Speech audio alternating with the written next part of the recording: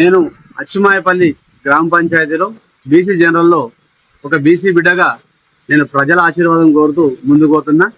ఎల్లవేళ్ళ గ్రామ అభివృద్ధికి నేను ముందుంటానని ప్రజలకు హామీ ఇస్తూ నేను ముందుకు పోతుంటే మా అన్నలు, మా అక్కలు, మా తమ్ముళ్ళు, మా మిత్రులు, శ్రేయభిలాషులు బ్రహ్మరథం పడుతున్నారు.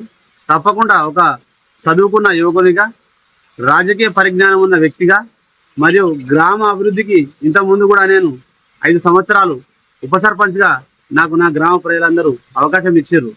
దాన్ని నేను వినియోగించుకొని చాలా రకాల నా పరిధిలో ఉన్న పనులు నేను ఇంతవరకు కంప్లీట్ చేసిన.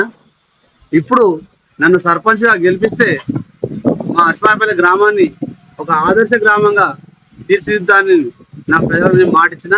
ఆ మాట కట్టుబడి నేను ఖచ్చితంగా పనిచేస్తా.